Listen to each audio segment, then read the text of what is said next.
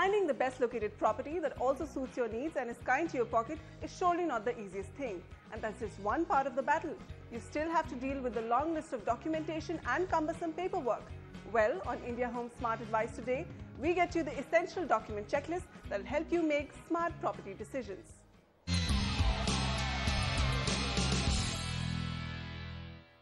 Buying property is a dicey task. There are a lot of legal angles involved. There are a lot of legal tangles that you need to untangle as well, Samar. So let's start with the basics in terms of what is the paperwork which is required, which will make sure that the property is all clean and yours. So Manisha, there are various things involved here because you look at the way property is sold today. It's if the property is ready built up, then it's a pure transaction where you do a registry in your name, the title shifts onto you, and then you own the property clear and unencumbered. However, today real estate is not transacted only when it's fully built up. It's often transacted before it's even launched in the pre-launch phase, or even sold in the middle when it is being launched. So the things to look for is the key important document before the registry is actually the buyer-seller agreement. Right. That buyer-seller agreement is a very detailed document, but unfortunately in India, it is largely drafted by developers to protect their interests. And one of the most important things that customers should look at is their own vetting and their own rights being protected in the buyer-seller agreement. It is really important to let a lawyer go through it, and there are specialized property lawyers who just do this. I mean, they look at buyer-seller agreements for a very tiny fee. 10,000, 15,000, maximum 20,000 is all that you need to shell out to get your buyer-seller agreement vetted, isn't it? And it's worth paying that money if you're buying anything for 50 lakhs in a crore or even lesser. Yeah. No, so if you look at the percentage that is of your transaction value, it's nothing. So you must actually get legal representation on two areas. One is to look at the buyer-seller agreement specifically. Second, to look at the legality around the payment plan. What will happen if there are delays, all the fine print that is related. So apart from the title, sometimes the title may not be in question. If you've signed a buyer-seller agreement, you will get your flat. Right. But the terms on which you get your flat, what is the fine print, what are the deposits that become mandatory, what happens if there's an increase in some of the statutory fees the developer has paid the government.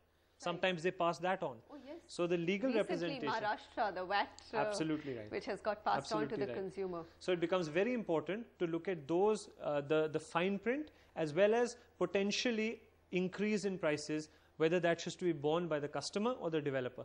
All of these points are important to clarify. What about the changes in the specification of the flat per se? A lot of viewers who've written in saying we were given a certain layout of the flat and of the building and of the society, but it has been changed, and unfortunately when they signed the buyer-seller agreement, the developer had already put that in, that he had the right to change the specifications. Is that something one should accept or let it be?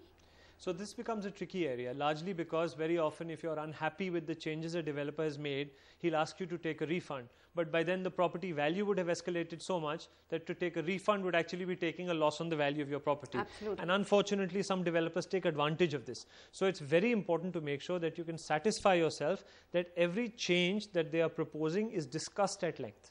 While you cannot protect yourself entirely, but you can look at whether they have done this in their past projects, firstly, and secondly, what is the potentiality of change. In many cases, I know of areas where there's a land parcel, a project has been announced, and the location on the land parcel where the project is being built has been changed entirely. So suddenly from facing the north, when by the time it's built up, it's suddenly facing the south. And this has happened. So this is another point to be very careful about. And I think one more important point, Samar, and that's, you know, it's all right. They have very stringent conditions in the buyer-seller agreements if the buyer delays his payments. But when it comes to the developer delaying his payments, what are the clauses which a buyer must get built in? There's been a lot of progress on this side, especially in the courts and our legal system, and there's been recent judgments by the Competition Commission talking about the one-sided nature of buyer-seller agreements, specifically focusing on the price of delay. Now what happens is that developers try and obviously get away with the minimum payment, and their reasoning is that a lot of factors are beyond their control. Now what happens is that they can, under the guise of factors beyond their control, almost all delays end up being laid at that door, when that may not actually be the reason. All right, a word of caution there. Samar, thanks very much for outlining all the legal tangles that one could get into and must avoid. India's #1 news app just got even better. Download NDTV's new app. Fully optimized for retina display.